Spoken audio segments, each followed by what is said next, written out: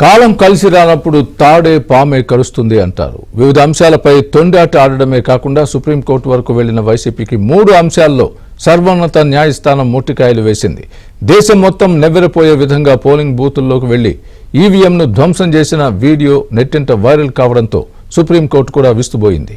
High court పిన్నెల్లికి 6 వరకు relief ఇవ్వడంపై కూడా అభ్యంతరం వ్యక్తం చేయడమే కాకుండా న్యాయాన్ని అపహాస్యం చేయడమేనని సుప్రీంకోర్టు వ్యాఖ్యానించింది. పోస్టల్ బ్యాలెట్లు ఫామ్ 17C5 చంద్రగిరి వైసీపీ అభ్యర్థి చెవిరెడ్డి మోహిత్ రెడ్డి వేసిన పిటిషన్లను సుప్రీంకోర్టు కొట్టివేసింది.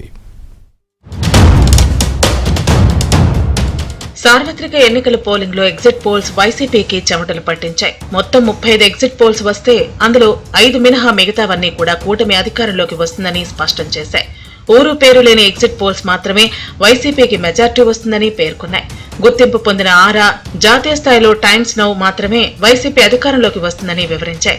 ఈ ఎగ్జిట్ పోల్స్ తో తమదే అధికారమని పైకి చెబుతూ మేకపోతు గాంభీర్యం ప్రదర్శిస్తున్న వైసీపీకి సుప్రీంకోర్టులో 3 ఎదురు దెబ్బలు తగిలాయి. పోస్టల్ బ్యాలెట్ల విషయంలో సుప్రీంకోర్టు తీర్పుపై గంపెడంత ఆశ పెట్టుకున్న వైసీపీకి దిమ్మ తిరిగే షాక్ తగిలింది.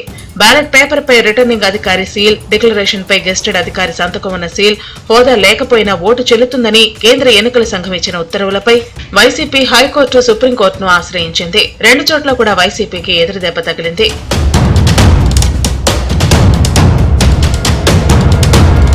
ఎన్నికల కమిషన్ ఇచ్చిన ఉత్తర్వులను సుప్రీంకోర్టు సమర్థించడమే కాకుండా దీనిపై హైకోర్టు ఇచ్చిన తీర్పులో తాము జోక్యం చేసుకోబోమని స్పష్టం చేసింది.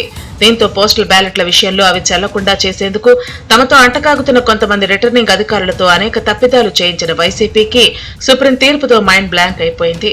చంద్రగిరి అసెంబ్లీ నియోజకవర్గంలో ఫామ్ 17Cలను స్క్రూటీ చేయాలని, 4 కేంద్రాల్లో రీపోలింగ్ జరపాలని చెవిరెడ్డి మోహిత్ రెడ్డి వేసిన పిటిషన్ను సుప్రీంకోర్టు కొట్టివేసింది. మరోవైపు మొదటి నుంచి పోలింగ్ రోజు అనంతరం జరిగిన హింసాకాండలో దేశవ్యాప్తంగా వార్తల్లోకి ఎక్కిన మాచర్ల నియోజకవర్గ వైసీపీ అభ్యర్థి పిన్నెల్లి రామకృష్ణారెడ్డికి సుప్రీంకోర్టులో చుక్కెదురైంది. హత్యాయత్నం, ఈవీఎం ధ్వంసం కేసుల్లో వచ్చే నెల 6వ తేదీ వరకు ముందస్తు బెయిల్ ఇచ్చిన హైకోర్టు తీర్పును సుప్రీంకోర్టు తప్పుపట్టింది. ఇది న్యాయాన్ని అపహాస్యం చేయటమేనని తీవ్ర వ్యాఖ్యలు చేసింది. అంతకుముందు సుప్రీంకోర్టు సీనియర్ న్యాయవాది ఆదినారాయణరావు పిన్నెల్లి రామకృష్ణారెడ్డి పోలింగ్ బూత్ లోకి వెళ్లి ఈవీఎంను ధ్వంసం చేసిన విజువల్స్ ను ధర్మాసనానికి చూపించారు. దీంతో ధర్మాసనం పిన్నెల్లి రామకృష్ణారెడ్డిని కౌంటింగ్ రోజు కూడా కౌంటింగ్ కేంద్రం పరిసరాలకు కూడా వెళ్లవద్దని ఆదేశించింది. ఈ ఆదేశాలతో వైసీపీకి కౌంటింగ్ ముందే ఎదురు దెబ్బ తగిలింది. ఒకే రోజు సుప్రీంకోర్టులో 3 అంశాలపై వైసీపీకి ఎదురు దెబ్బ తగలటంతో వైసీపీ ప్రధాన కార్యదర్శి సజ్జల రామకృష్ణారెడ్డి ఎగ్జిట్ పోల్స్ పై మరోసారి నోరు పారేసుకున్నారు.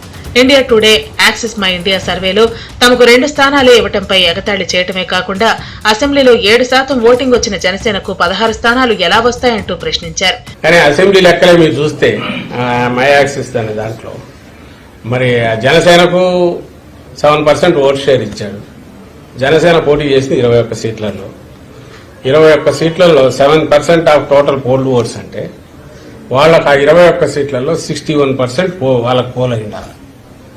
అంటే 21 సీట్లలో 61% పోల్ అయితే అది టోటల్ ఓట్స్ లో 7% అవుతుంది. అది ఏమన్నా అది లెక్కేనా? అంటే వారికి ఏ లెక్కలు వేసుకుని కలపాలను చూస్తే ఎట్లా చేసినా కుదరలేదు. ఆ 400 420 అని ఎందుకు తెలియదు కానీ 400 దగ్గర అయినారు. కౌంటింగ్ కు కొన్ని గంటలు మాత్రమే సమయం ఉన్న తరుణంలో వైసీపీకి సుప్రీంకోర్టులో వరుసగా తగిలిన ఎదురు దెబ్బలు కోలుకెళ్లని షాక్ ఇచ్చాయి. ఎగ్జిట్ పోల్స్ తో డీలా పడిన క్యాడర్ ను ఎలాగైనా కౌంటింగ్ కేంద్రాలకు పంపించేందుకు ప్రయత్నం చేస్తుంటే సుప్రీంకోర్టు తీర్పులతో వైసీపీ శిబిరం నీరసపడిపోయింది. గుంటూరు ఎంపీ అభ్యర్థికి ఏజెంట్లుగా వెళ్లేందుకు అనేక మంది ఇప్పటికే నో చెప్పేశారు. పోలింగ్ రోజు ఎలాంటి సౌకర్యాలు కల్పించలేదని, ఇప్పుడు కౌంటింగ్ ఏజెంట్లుగా వెళితే ఇబ్బందులు పడాల్సి వస్తుందని వారు వచ్చేది లేదన్నారు. ఇలా పలు నియోజకవర్గాల్లో వైసీపీకి కౌంటింగ్ ఏజెంట్ల కొరత ఏర్పడింది.